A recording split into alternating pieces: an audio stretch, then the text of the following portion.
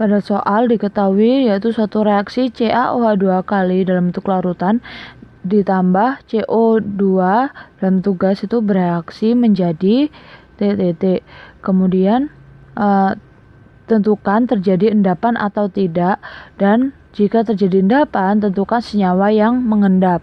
Nah, jadi pada soal itu diketahui suatu reaksi ini, reaksi CaOH2 kali dalam bentuk larutan itu direaksikan dengan CO2 dalam bentuk gas.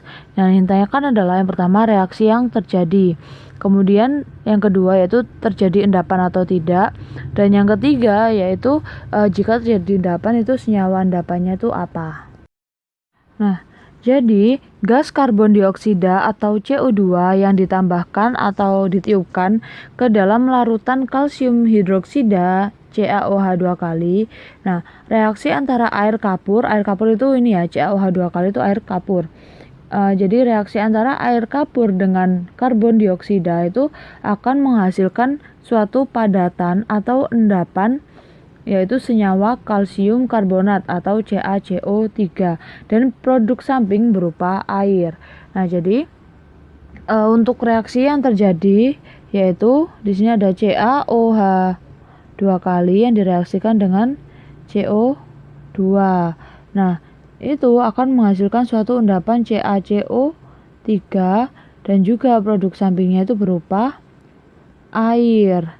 Nah, di sini reaksi ini sudah setara. Kemudian reaksi tersebut itu dapat dituliskan dengan menunjukkan disosiasi atau penguraian ionnya. Jadi bisa dituliskan reaksi ionnya, yaitu CaOH2 kali kan terionisasi sebagai Ca2+ dan 2OH-. Kemudian CO2-nya ini tetap ya CO2. Nah, itu akan menghasilkan CaCO3 dan air. Nah, maka berdasarkan reaksi tersebut itu terjadi endapan. Nah, senyawa endapannya adalah CaCO3 atau kalsium karbonat.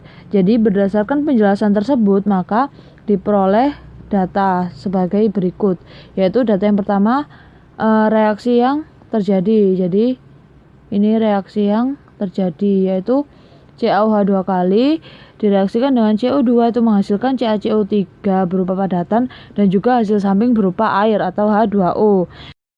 Nah, reaksi tersebut itu terjadi endapan. Senyawa endapannya adalah CaCO3 atau kalsium karbonat.